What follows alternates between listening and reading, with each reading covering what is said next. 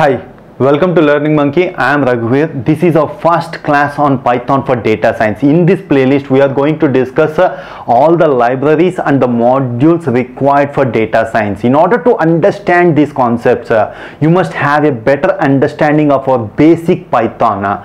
Basic Python is clearly discussed in our separate playlist called Python. If you are not good at Python basics, please follow our Python playlist, then come back here. We are in an assumption that you already know the Python basics. Based on that, we are going to explain these libraries and modules. So coming to today's class, in this class we are going to understand how to read the data from .csv files into Python so that we can easily modify the data and we can manipulate the data the way we required. Data is available in different forms. Data is available in CSV files, Excel files, SQL files, JSON files. Like that, data is available in different forms. We have to read the data into Python so that we can easily modify and manipulate the data the way we required. In order to do all these concepts, reading the data and manipulating the data, Python has provided a separate library called Pandas. Pandas is our library. In this library, we are having a separate class called data frame. So data frame, we read the data from .csv file and we'll place it in a separate format called in the separate structure called data frame. What's this data frame? Let's try to understand that. It's a two-dimensional size mutable. It's a two-dimensional size mutable, means mutable objects and immutable objects will be there. Data frame is a mutable object, means we can modify the data in place. That is what the meaning of mutable means. This is the basic from our Python playlist.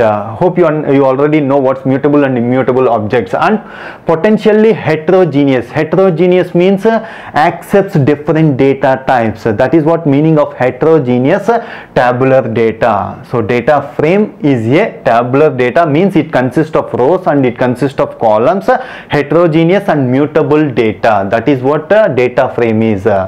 So they have separately created a class called data frame so that there are so many methods and attributes present in this class.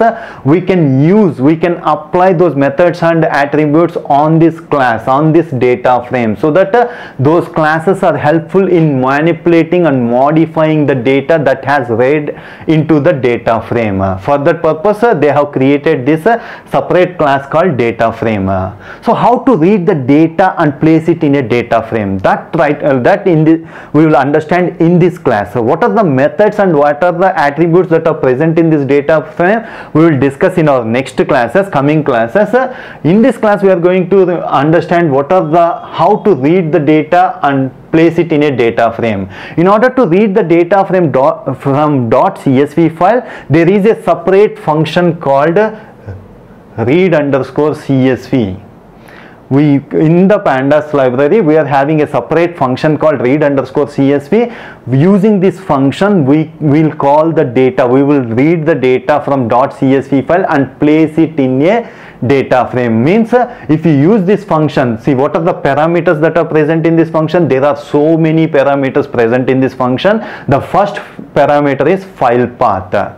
So when you mention the file path, wherever your .csv file is there, the path of that file is mentioned. It will read the data and it will convert the data into data frame object. Means the object that is returned by this read_csv function is a data frame object. That is given here in the documentation. This documentation is available in the internet. This is the Python's organization's documentation. You can check this documentation.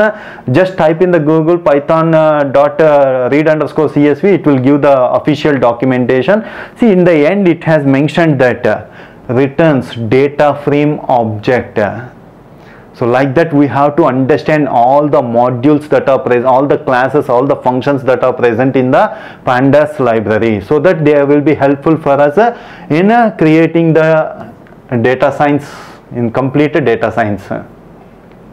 So this is our first function which we use So why we use this function read underscore CSV to read the data in .csv file and place it in a data frame. There are so many parameters that are present in this read underscore CSV function. We will discuss only few of them which are mostly used. Whenever required, we will discuss the remaining parameters also. So the first parameter is a file path. We have to mention the file path. Let's try to understand first what is CSV file. CSV file means this is our example of CSV file. In this CSV file, data is presented in a comma separated value. Comma separated value means in this CSV file, the first line consists of the column names. So column names are serial number, eruption length, minutes, eruption weight, minutes. This is what the given. So each and every column is separated by comma. That is what comma separated value CSV file means. And the data is also separated by commas. The first serial number is separated by comma. Wherever you find the comma means it belongs to one column. After that again next comma, it belongs to second column. That is how the data is represented in .csv files. This is the example file which we considering, and in this file the file name of this is faithful.csv. Now we will read this data file into our Python and place it in a data frame. How to read the data? Import pandas as PD means we are giving a shortcut as PD. df is equal to PD. From the pandas we can have a function called read underscore cv and csv, and we are giving the file name faithful.csv. So it will automatically read that file and place it in a data frame, and the data frame object is returned back. Read underscore CSV function will return a data frame object. That is very important to understand. Means the df variable is referencing to a data frame object. Means df, on the df we can apply all the attributes and methods that are belonging to the data frame class. So what are the methods that we discuss in our next class? We are displaying the data frame. The data frame is displayed like this: serial number, eruption length and eruption weight. What are the concepts that we have to understand here? The first line taken as column names in the CSV file. In the CSV file, what is the first line that consists of the column names? The data frame will automatically take the first line as a column names. In some CSV files we don't have column names. Directly data will be there and we need to give our own column names. How to give that own column names? If the column names are not present, how to read the data? All those things will be understand in our later session. Just continue this. So the first point we have to understand here is first line taken as column names. Index is created. This is very important. A separate index is created by the read underscore CSV file. It is converting it to data frame, and a separate index is created. Index is given as a 0, 1, 2, so on. How many data lines are there? Total 272 data lines are there, and a separate index is created for that. So our columns is serial number, eruption length and eruption weight. This is our columns. This is how our tabular data looks like in a data frame, and here it is displaying only first 5 rows and the last 5 lines. In between it is giving it as dots. So what to do if you want to display all the data? If you want to check all the data that is present in the data frame, what to do here is our next example. So here we are doing that. We are setting an option. In the pandas pd dot, there is a separate function called set option. With using this function we are displaying display.max rows is equal to none. If you set this option, data frame will display all the lines that are present in the data. See here, if you the same example, df is equal to pd dot read underscore, we are reading the faithful.csv and we are displaying the data frame. Here it is displaying all the, see here, it is displaying all the, in the previous example it displayed only first 5 and the last 5. If you want to display all the lines, we can set this option. This is what the use of set options field is. The next example which we consider, df is equal to pd dot read underscore csv of, if you want to give our own names. column names. We can give our own column names using the parameter names is equal to, we can give the list of the names x, y, z. That is what we are going to give our column names. It is given as x, y, z. So what happens here? It's very important to understand. Here it is reading our first line as a data line. We want to eliminate that. We are having some column names in our .csv file, but we don't want that column names. We want to modify our column names whatever the way we required. In order to give that names, we are using the parameter called names is equal to x, y, z. But what's our read underscore csv is doing? It is trying to read the data, this column names as data. So how to eliminate that? In order to eliminate that, we are having a separate option called header is equal to 0.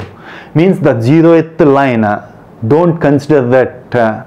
Take the first line, from first line onwards, 0th line, first line, second line, like that. Take the first line onwards as data. You know, if you mention this, the 0th line will not be considered. If you mention header is equal to 2, means after third line, from third line onwards, it will consider. That is what the meaning of a header is equal to. So from where the data has to be read, that is what mentioned by this parameter header is equal to. Names is equal to x, y, z.